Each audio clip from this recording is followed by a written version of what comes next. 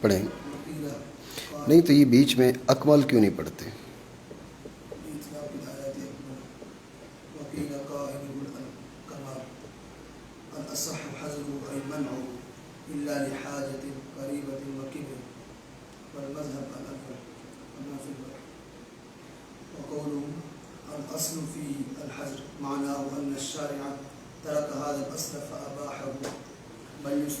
وہ بعد میں پڑھتے ہیں.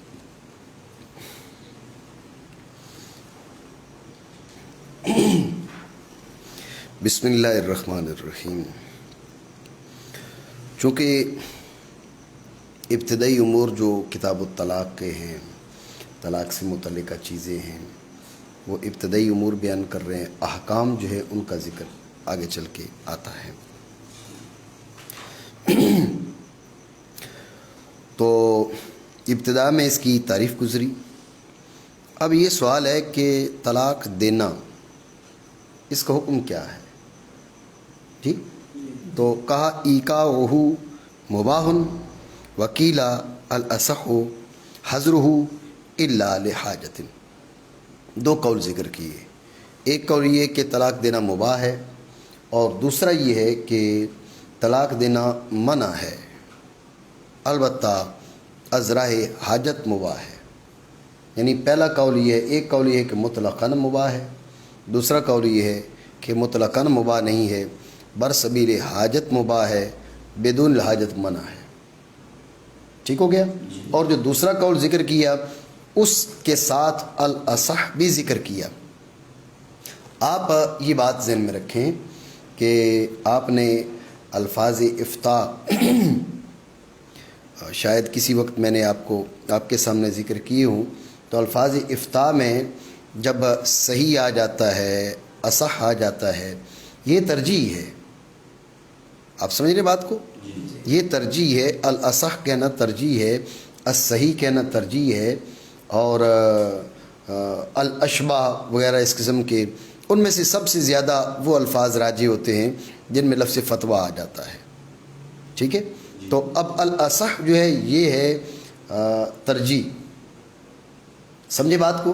لیکن ایک چیز ذہن میں رکھیں، یہ ترجیح مصنف نہیں دے رہے، کیونکہ مصنف جو ہے وہ اصحاب ترجیح سے ہے نہیں. جو صاحب تنویر الابصار ہیں، یہ عبارت تو تنویر الابصار کی ہے نا، وقیل الاصح حظرہ الا لحاجۃ. مصنف جو ہے وہ اصحاب ترجیح سے نہیں ہے. ٹھیک ہے؟ تو مصنف کا شمار ان فقہاء میں نہیں ہوتا، ان علماء میں نہیں ہوتا جو ارباب ترجیح ہیں اور اصحاب ترجیح ہیں. البتہ مصنف نے اسے قیلہ کے ساتھ ذکر کیا جو مشعر بالذوف ہے. سمجھے بات کو؟ اول تو انہوں نے کیا کیا، ایقاعہ مباح، اباحت کو پہلے بیان کیا. سمجھ رہے بات کو؟ اباحت کو پہلے بیان کیا اور بصیغہ جزم بیان کیا. پہلے بیان کیا اور بصیغہ جزم بیان کیا.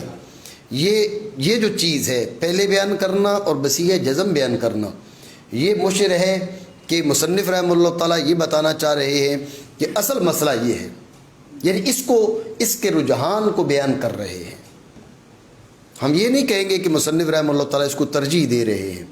اب کہنے کو یہ بھی کہہ لیں، باقی وہ ترجیح پھر معتبر ہے یا معتبر نہیں ہے، یہ سوال ہوگا. مصنف رحمہ اللہ تعالیٰ چونکہ ارباب ترجیح سے نہیں ہے، اس لیے مصنف علیہ رحمہ کی ترجیح معتبر نہیں ہوگی، یہ الگ مسئلہ بن جائے گا. لیکن آپ یوں کہیں کہ مصنف رحمہ اللہ تعالیٰ نے رجحان جو ذکر کیا ہے اس کی اباحت کا رجحان ذکر کیا ہے. بات سمجھی؟ لیکن بعض کا قول جو قیلہ کے ساتھ ذکر کیا یہ اشارہ کر دیا اس کے ذوف کی طرف. لیکن یہ ساتھ بیان کر دیا کہ وہ جو قائل ہے اس نے اس کو اصح کہا ہے. ہم اسے قیلہ کے ساتھ ذکر کر رہے ہیں اس کے ذوف کی طرف اشارہ کرتے ہوئے. البتہ جو قائل ہے اس کا، جس نے بھی کہا تو اس سے کہ زیادہ صحیح یہ ہے، جو تم بیان کر رہے ہو وہ زیادہ صحیح نہیں ہے. بات سمجھے نہیں سمجھے؟ اب یہ قیلہ اور الاصح ان میں بام تعارض تھا، تو اس کے تعارض کی نفع کی طرف میں نے اشارہ کر دیا. تعارض یہ قیلہ ذوف ہے، الاصح رجحان ہے. تو ترجیح اور ذوف ایک ہی جگہ کیسے جمع ہو سکتے ہیں؟ تو اس کا جواب میری گفتگو سے آپ سمجھ سکتے ہیں کہ جو رجحان ہے وہ قائل نے اس کے رجحان کا ذکر کیا ہے، اس کو راجح قرار دیا ہے، جو اس کا قائل ہے، ٹھیک ہے۔ ذوف کی طرف اشارہ جو ہے وہ مصنف رحمہ اللہ تعالیٰ نے کیا ہے، مصنف نے اس کے ذوف کی طرف اشارہ کیا، جو قائل خود ہے تو انہوں نے کیا کیا، انہوں نے اسے راجح قرار دیا۔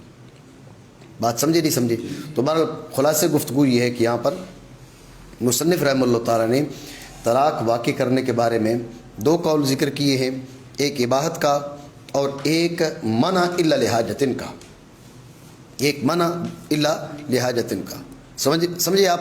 البتہ جس کو بصیغہ جزم اور پہلے ذکر کیا، جسے آپ دوسرے لفظوں میں یہ کہیں جس کے رجحان کی طرف اشارہ کیا، یا آپ کہنے کو یہ کہہ سکتے ہیں جس کو ترجیح دی، اگر یہ الفاظ آپ کہتے ہیں تو پھر آگے اس میں بحث ہوگی کہ ترجیح مصنف رحمہ اللہ تعالیٰ کی معتبر ہے، مصنف کی جو ترجیح معتبر نہیں ہے۔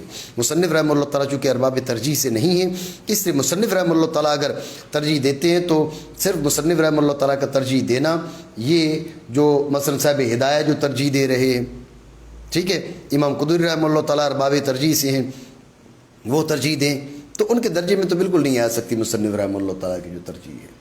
بات سمجھے؟ اور یہ بھی ذہن میں رکھ لیں، ابھی یہ عجیب سی بات ہوگی کہ بھئی ہم جن کتابوں کو پڑھ رہے ہیں اور ان کے بارے میں تحفظات ذکر کریں، تحفظات نہیں ہیں، ایک کتاب ہے جو تنویر الابصار ہے، یہ متون سے ہے، لیکن یہ متون معتبرہ میں شمار نہیں ہوتا، جو تنویر الابصار ہے متن، لیکن جو ہم جنہیں متون معتبرہ کہتے ہیں ان میں نہیں آتا، اس لیے کہ متن جو ہوتا ہے وہ نقل مذہب صحیح اور نقل مذہب راجح کے لیے اس کو وضع کیا جاتا ہے۔ تو مصنف رحمہ اللہ تعالیٰ نے کیا کی ہے، اس میں اقوال ضعیفہ بھی ذکر کیے ہیں، اور جو متن کا اسلوب ہوتا ہے اس سے ہٹ کے بھی گفتگو کی ہے، سمجھے بات کو؟ اس کا یہ مطلب نہیں ہے کہ کتاب معتبر نہیں ہے، من حیث المتن جو اس کا اعتبار ہوتا ہے اس درجے میں نہیں ہے، جیسے کنز الدقائق ہے، متن معتبرہ سے ہے، مختصر امام قدوری کی جو ہے وہ متون معتبرہ سے ہے، سمجھ رہے ہو بات کو؟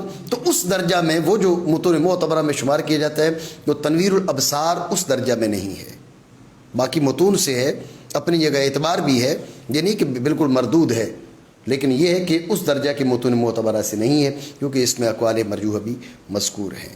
بات آپ سمجھے نہیں؟ تو بہرحال مانا کرے، اور اس کو واقع کرنا مباح ہے، اور کہا گیا ہے کہ زیادہ صحیح اس کا منع ہے مگر کسی حاجت کے پیش نظر۔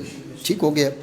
تو مصنف رحمہ اللہ تعالیٰ نے فرمایا ایقاؤہ مباح، اس کو واقع کرنا مباح ہے، اس کو بصیغہ جزم ذکر کیا مصنف رحمہ اللہ تعالیٰ نے، پہلے ذکر کیا اور بصیغہ جزم ذکر کیا، ان دونوں پہ آپ توجہ رکھیں، ٹھیک ہے؟ اگر آپ نے کتب فقہ اور فقہا کے اسلوب کو سمجھنا ہے تو اس چیز کو ذہن میں رکھیں کہ ویسے بھی باقی کتابوں کو بھی اگر آپ صحیح معنی میں سمجھنا چاہتے ہیں تو یہ بات ذہن میں رکھیں، بصیغہ جزم ذکر کرنا بھی ترجیح ہوتی ہے، علماء کئی اقوال ذکر کر دیتے ہیں، لیکن کیا ہے اس کے باوجود ان کی نظر میں راجح ایک ہوتا ہے، تو اب وہاں یہ سمجھنا پڑتا ہے کہ راجح کس کے رجحان کی طرف اشارہ کیا، وہاں اسباب ہوتے ہیں، مثلا جسے پہلے ذکر کر دیا وہ راجح ہوتا ہے، ٹھیک ہے، اور جسے بصیغہ جزم ذکر کیا وہ راجح ہوتا ہے۔ یہاں پر جو صرف دو قول ذکر کیے ہیں، ایک بصیغہ جزم، دوسرا بصیغہ تمریز، ایک پہلے دوسرا بعد میں، سمجھی؟ تو اس کے ایقاع کی اباحت کی جانب دو وجہ سے، اس کے رجحان کی طرف دو وجہ سے اشارہ کیا، ایک پہلے بیان کر کے اور دوسرے اس کو کیا کر کے، اس کو بصیغہ جزم ذکر کر کے، ٹھیک ہے۔ تو امام قاضی خان رحمہ اللہ تعالیٰ فتاوی قاضی خان کے اندر جس رائے کو پہلے ذکر کرتے ہیں یہ ترجیح ہے، سمجھے بات کو؟ قاضی خان رحمہ اللہ تعالیٰ کا اسلوب یہ ہے کہ جس کو پہلے ذکر کریں گے وہ ترجیح ہے، تو اپنے اپنے اسالیب ہیں ترجیح کے علماء کے، تو امام قاضی خان رحمہ اللہ تعالیٰ بھی ارباب ترجیح سے ہے، ٹھیک ہے۔ بہرحال تو یہ چونکہ ارباب ترجیح سے نہیں ہیں، اس سے ہم کہیں گے انہوں نے اس کے رجحان کو بیان کیا ہے، اور اگر ہم کہیں کہ انہوں نے اس کو ترجیح دی ہے تو کہنے کو یہ بھی کہا جا سکتا ہے، لیکن پھر اس پہ گفتگو ہوگی کہ یہ ترجیح ان کی معتبر ہے یا نہیں ہے۔ اگر اس ترجیح میں یہ متفرد ہوں، جی اس ترجیح میں یہ متفرد ہوں، تو ذہن میں رکھیں کہ کیونکہ یہ ارباب ترجیح سے نہیں ہے، اس لیے ترجیح کے بارے میں آپ نے عقود رسم المفتی شاید آپ نے پڑھا تھا، اس میں یہ ہے کہ ترجیح اہل سے صادر ہو تو پھر وہ معتبر ہوگی، ترجیح اہل ترجیح سے صادر نہ ہو تو معتبر نہیں ہوگی۔ تو ایک مصنف رحمہ اللہ تعالیٰ بڑے علماء میں سے ہیں، لیکن جو ارباب ترجیح ہیں وہ اور بڑے ہوتے ہیں۔ ہم معاذ اللہ مصنف رحمہ اللہ تعالیٰ کی کوئی شان کم کرنے کے لیے نہیں، یعنی بیٹے پہ جو بات کریں گے تو مصنف کے اگینسٹ ہی جائے، ان کے خلاف جائی بات نہیں ہے۔ مصنف رحمہ اللہ تعالیٰ اکابر علماء اکابر فقہا سے ہیں، لیکن ارباب ترجیح اور بڑے ہوتے ہیں، اس درجہ کے یہ نہیں تھے۔ سمجھ رہے ہو بات کو؟ اس کو واقع کرنا مباح ہے۔ تو اب سوال یہ ہوگا کہ مصنف رحمہ اللہ تعالیٰ نے اس کے جو ہے وہ اس کو روکیں